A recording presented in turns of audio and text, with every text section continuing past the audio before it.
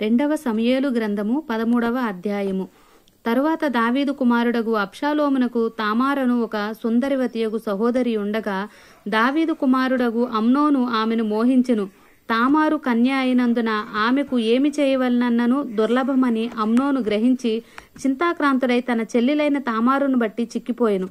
అమ్నోనుకు మిత్రుడొకడుండెను. అతడు దావీదు సహోదరుడైన షిమ్యా కుమారుడు. అతని పేరు యెహోనాదాబు. ఈ యెహోనాదాబు బహు కపటము గలవాడు. అతడు, రాజకుమారుడువైన నీవు నానాటికి చిక్కిపోవుటకు హేతువేమి?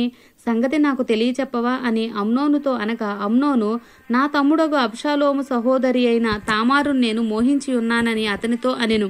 యెహోనాదాబు, నీవు రోగి అయినట్లు వేషము వేసుకొని నీ మంచము మీద పండుకొని ఉండుము. నీ తండ్రి నిన్ను చూచుటకు వచ్చినప్పుడు నీవు నా చెల్లి అయిన తామారు చేత సిద్ధపరిచిన భోజనము నేను భుజించున్నట్లు ఆమె వచ్చి నేను చూచుచుండగా దాన్ని సిద్ధము చేసి నాకు పెట్టునట్లు సెలవిమ్మని అడగమని అతనికి బోధింపగా, అమ్నోను పడక మీద పండుకొనెను.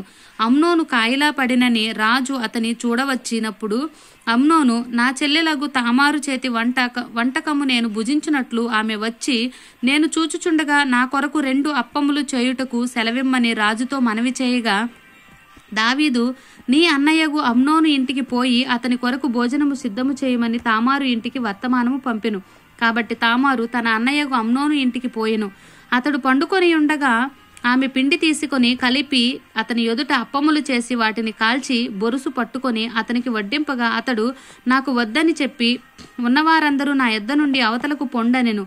వారందరూ బయటికి పోయిన తరువాత అమ్నోను, నీ చేతి వంటకము నేను భుజించున్నట్లు దానిని గదిలోనికి తెమ్మనగా, తామారు తాను చేసిన అప్పములను తీసుకుని గదిలోనున్న తన అన్నయ్యగు అమ్నోను నొద్దకు వచ్చెను. అయితే అతడు భుజింపవలనని ఆమె వాటిని తీసుకుని వచ్చినప్పుడు అతడు ఆమెను పట్టుకొని, నా చెల్లి రమ్ము, నాతో శయనించుము అని చెప్పగా, ఆమె, నా అన్న, నన్ను అవమానపరచుకుము, ఇలాగు చేయుట ఇశ్రాయేలుకు తగదు. ఇట్టి జారకార్యము నీవు చేయవద్దు. నా అవమానమును నేనెక్కడ దాచుకొనుదును? నీవును ఇశ్రాయేలులో దుర్మార్గుడు అవుదువు. అయితే ఇందును గూర్చి రాజుతో మాటలాడుము, అతడు నన్ను నీకి ఇయ్యకపోడు అని చెప్పినను అతడు ఆమె మాట వినక ఆమెను బలవంతము చేసి అవమానపరిచి ఆమెతో శయనించెను.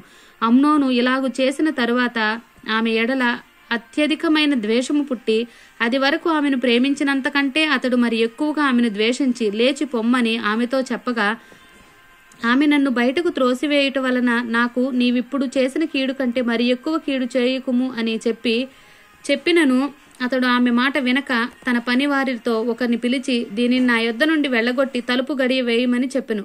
కన్యకలైన రాజకుమార్తెలు వివిధ వర్ణములు గల చీరలు ధరించువారు ఆమె ఎట్టి చీర ఒకటి ధరించి ఉండెను. పనివాడు ఆమెను బయటికి వెళ్ళగొట్టి మరలా రాకుండునట్లు తలుపు గడియ వేసెను. అప్పుడు తామారు నెత్తిమీద బుగ్గిపోసుకొని తాను కట్టుకున్న వివిధ వర్ణములు గల చీరను చింపి నెత్తిమీద వేయి చెయ్యి పెట్టుకుని ఏడ్చుచూ పోగా, ఆమె అన్నయ్యకు అబ్షాలోము ఆమెను చూచి, నీ అన్నయ్యకు అమ్నోను నిన్ను కూడినాడు గదా, నా చెల్లి, నీవు ఊరకుండుము, అతడు నీ అన్నే గదా, అందును గూర్చి చింతపడవద్దన్ను. కావున తామారు చెరపబడినదై తన అన్నయ్యకు అబ్షాలోము ఇంట ఉండెను.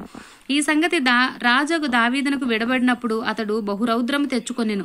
అబ్షాలోము తన అన్నయ్యకు అమ్నోనుతో మంచి చెడ్డలేమియూ మాటలాడక ఊరకుండెను. కాని తన సహోదరియగు తామారును బలవంతము చేసినందుకై అతని మీద పగయుంచెను.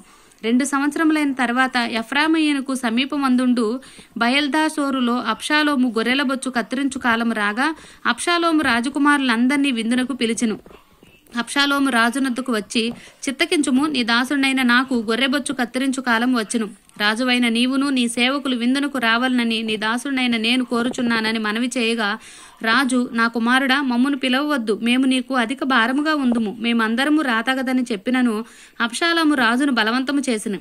అయితే దావీదు వెళ్ళనొల్లక అబ్షాలోమును దీవించి పంపగా, అబ్షాలోము, నీవు రాకపోయిన ఎడ్ల నా అన్నయ్యగు అమ్నోను మాతో కూడా వచ్చునట్లు సెలవిమ్మని రాజుతో మనవి చేసెను. అతడు నీ యొద్దకు ఎందుకు రావాలనని రాజు అడుగగా, అబ్షాలోము అతని బతిమలాడినందున రాజు అమ్నోను తన కుమారులందరినూ అతని యొద్దకు పోవచ్చునని సెలవిచ్చును.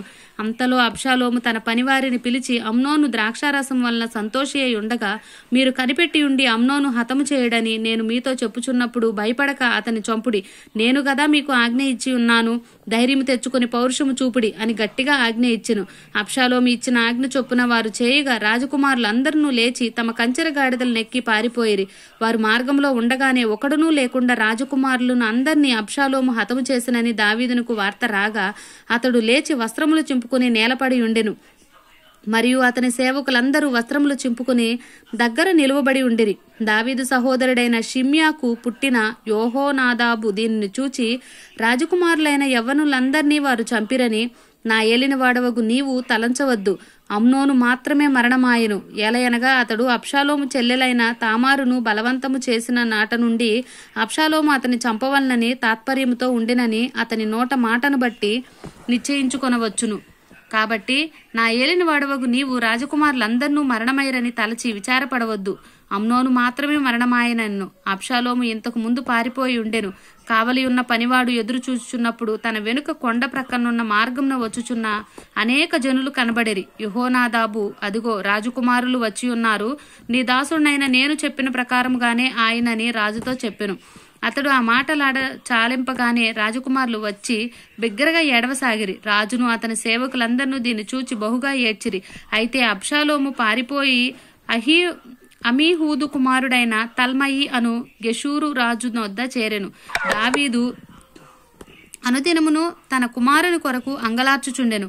అబ్షాలోము పారిపోయి గెషూరునుకు వచ్చి అక్కడ 3 సంవత్సరములున్న తరువాత రాజైన దావీదు అమ్నోను మరణమాయననుకుని అతని గూర్చి ఓదార్పు నొందిన వాడై అబ్షాలోమును పట్టుకొనవలనన్న ఆలోచన మానెను. ఆమేన్.